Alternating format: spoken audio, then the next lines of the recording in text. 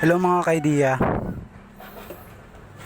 Meron tayong titingnan dito mga ka-idea, washing machine. Ito brand niya, Hanabishi.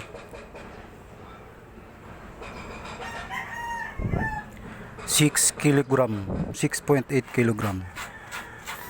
Ang kaso nito mga ka-idea, yung spring dryer niya ayaw nang umikot. Pero yung motor okay pa yan, umiikot. Bali yun mga ka-idea, sa baba binuksan ko na, tinanggal ko na yung mga tornilyo at chinek ko na rin yung mga ano nito mga ka-idea, wala namang putol, wala namang. Testing natin mga ka-idea. Yan, nakasaksak na, kasaksak na siya. Testing natin tong dryer nya.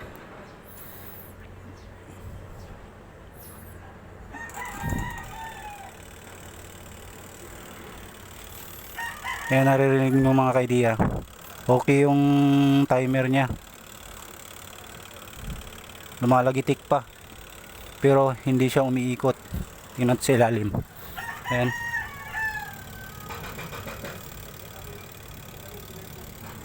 hindi siya umiikot pero itong wash umiikot to mga ka-idea. Ayan,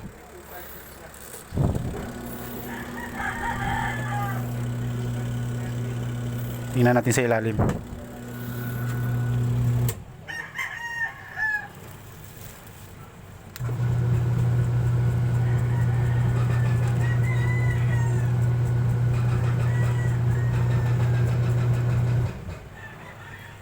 Yan mga ka-idea, umiikot pero yung dryer ayaw. Kaya check natin yung tanggalin muna natin tong kapasitor nya, check natin yung motor. Puputulin ko lang mga ka-idea rito. Ito, putulin ko rito sa nya. Ito. Tapos tester natin. Yan, tester. Pero hindi ko na papakita mga ka-idea kasi para hindi umaba yung video natin. Mababa lang memory ng cellphone na to. Wait lang, tanggalin ko lang yon. So mga ka-idea, ito na po, naputol na natin. Ito yung tatlong wire na galing ng motor. Ito. Tapos wait lang mga ka-idea, ito. Tapos ito yung niyan, bali nagtira lang dito tayo mga ka-idea. Ito yung papunta ng kapasitor, tong dalawang to. Ito yung kapasitor, bali 4.5 UF. Luma ng kapasitor mga ka-idea to.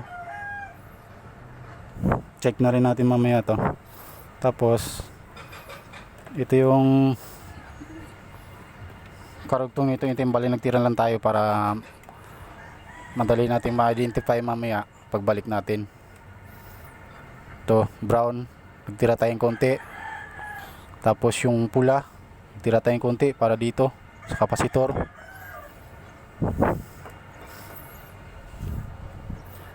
Ngayon titester natin mga ka-idea kung ano nangyari dyan.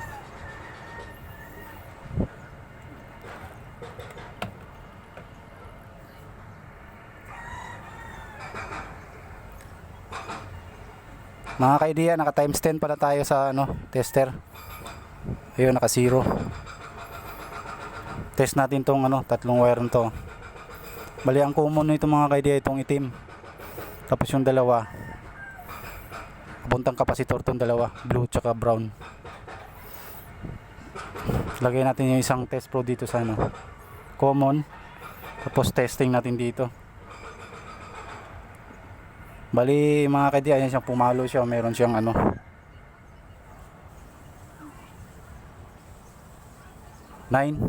ohms yung brown. Tapos dito tayo sa blue,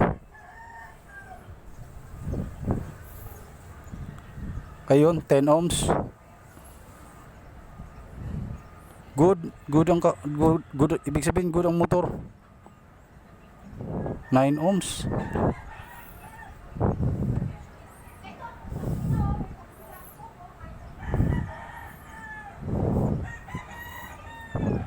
Ten ohms yung ano. Bali 10 plus 9 equals 19. Dapat 19 to mga ka-idea. Pag tester natin yung blue tsaka brown, yung papuntang kapasitor. Ayun, 19. Kita nyo mga ka-idea, 19 ohms. Okay. Ibig sabihin lang niya mga ka-idea, good yung motor niyan. Bakit ayaw siyang mandar? Tetesting natin tong kapasitor, kung okay pa ba yung laman nito mga ka-idea.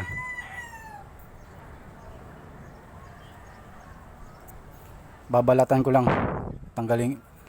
balatan lang natin dito para matester natin.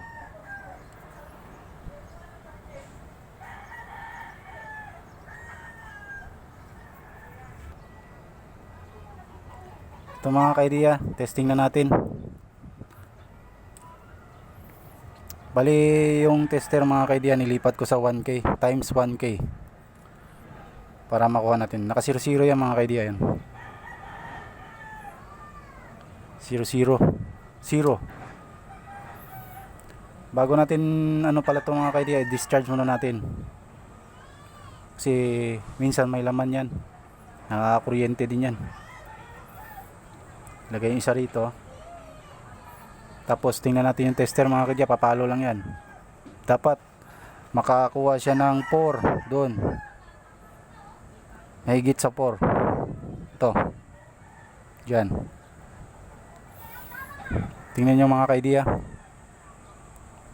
Oh, mahina na. Kabila naman, ikutin natin. Kanina dito lang pumalo eh. Testing natin uli. Tingnan nyo yung tester. Yun, umabot lang siya dito sa 2, mahigit. Kabila naman, ikutin. Yan natin tester. Doon lang talaga siya sa 2 mahigit. Ibig sabihin mahina na tong kapasitor na ito mga ka-idea, palitan natin ng bago.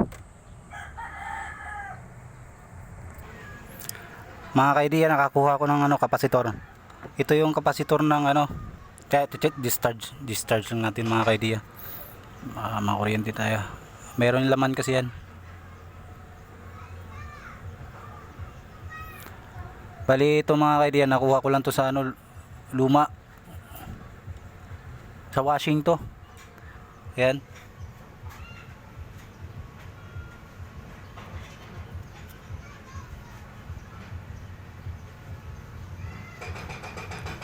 UF luma to mga ka-idea. Bali hindi na 9 yan, bawas na rin yan, pinaglumaan lang, pero pwede yan dyan mga ka-idea.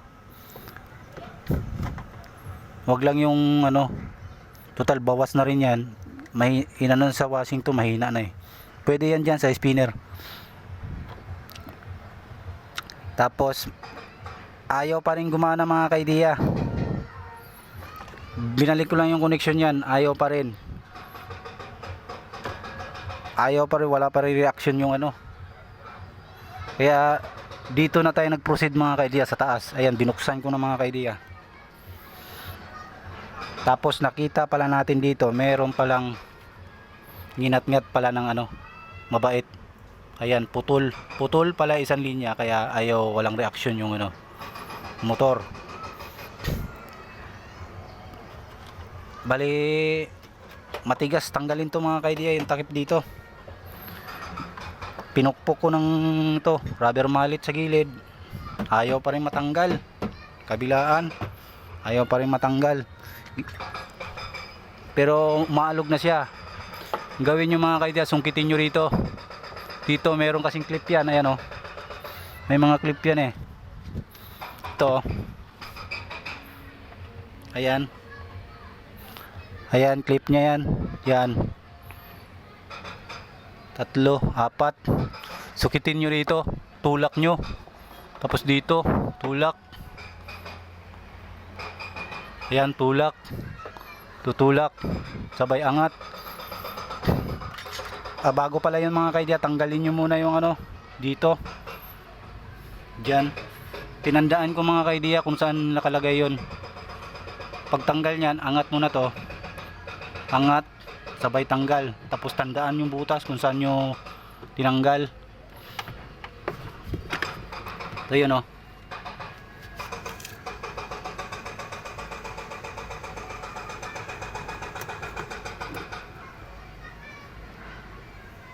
Yan, para hindi mahirapan pag ano dito. Tapos ito mga kaidya, dito galing yan sa ano, dito. Yan, dalawa lang sila. Tinanggal ko muna para makaano tayo ng maayos, makita natin. Yun, nakita natin dito. Bali, testing natin mga kaidya. Ganyan lang muna. Double check na natin. Double check yung mga wiring natin, baka magpang-abot, mag-short. Okay na yan. Tatlo lang yan sila mga kaidya. Ito yung mataas yung reading mga kaidya. Isa lang yan papuntang motor. Galing ng kapasitor papuntang motor, nag-iisa lang yan siya. Yung pinakamataas na reading. Kanina ni-reading natin. Tapos ito, isang linya ng kapasitor at saka yung isang linya ng yung mababang reading ng motor at papuntang timer. Ito tatlo yan sila mga kaidya. Ito yung running to, starting tong dalawang to, mataas na reading. Tapos yung isa galing ng motor, yun yung line 2 natin mga kaidya. Dumiretso yan sa motor, galing ng saksakan yan, cord, dumiretso ng motor. Tapos yung dalawa galing ng motor, puntang kapasitor, pinakamataas na reading, starting. Yung isang reading na mababa, tatlo sila. Kapasitor, galing ng motor na mababang reading, at papuntang timer. Yan yung mga kaidya. Testing natin. Saksak natin. Check, double check, baka may ano. Wala.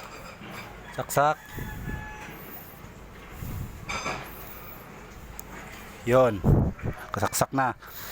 Tapos pihit tayo sa timer ng dryer. Ay, ito. Konti lang. Yon, mandar na mga kaidya.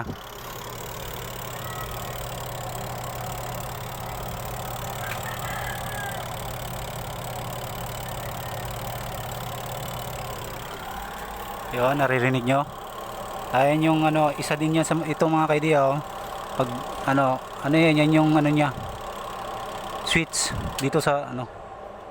Ay, pihitin natin, namatay. Ano, isa pa. Ano ba yon? Ito mga kaidya, oh. Huwag nyo hawakan yan, line 1 yan. At may kuryente yan, 110. Tataas ko. Titigil yan. Kasi yan yung mga kaidya, yan oh. Yon. Bababa ko. Ay, namatay. Isa pa. Bababa ko. Andar yan. Yon, mandar mga kaidya. Ganyan lang pala yung sakit niyan. Ayusin ko lang mga kaidya, hindi ko na ipakita. Hindi ko na ipapakita kasi mahaba na yung video. Kaya na siya mga kaidya, pinalik ko na. Nilagyan ko ng plastic. Tapos nilipat ko doon. Kasi umakyat yung daga. Lipat ko dyan, tinali ko lang ng ano, sakto lang. Ayan, mandar yun. Tapos dito mga kaidya, binalik ko na rin. Nilagyan ko siya ng ano doon, takip ng butas. Tapos tinape ko na. Tapos babalik ko na lang. Tapos yung kapasitor nga pala mga ka-idea, binalik ko na rin. Kasi okay pa pala yun. Ito okay rin to. Pero binalik ko na yung dati niya kasi sayang din. Tsaka na lang to pag wala na talaga. Pag ayaw na talaga umikot. Ayan na siya mga ka-idea, umiikot na siya.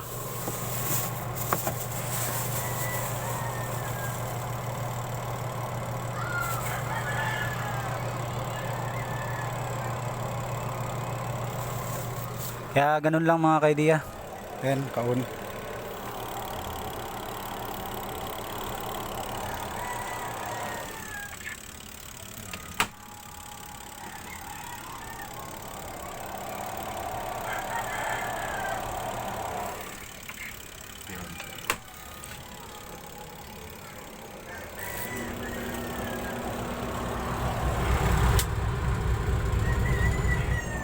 Okay yan mga ka-idea, umandar yan.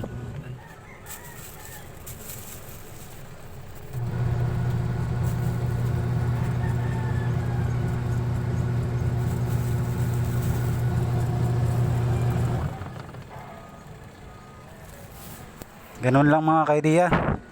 Pasensya na kayo mga ka-idea. Hanggang dito na lang. Bali, minamadali lang natin kasi mahaba yung oras natin. At ano na kasi to, hindi ko na i-edit to mga ka-idea. Pinupost ko lang para hindi na ako mag-i-edit kasi napo-full memory ako. Nahirapan ako hindi siya sa cellphone, hindi matawag dyan yung full memory. Napo-full memory, hindi ko siya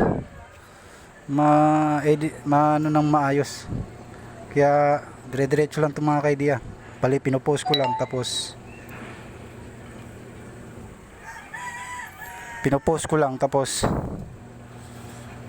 wala nang edit. Kung ano na yung video lumabas, yun na yung mga ka-idea. So hanggang dito na lang. Bye bye. Ganun lang mga ka-idea. Bye bye. Thanks for watching.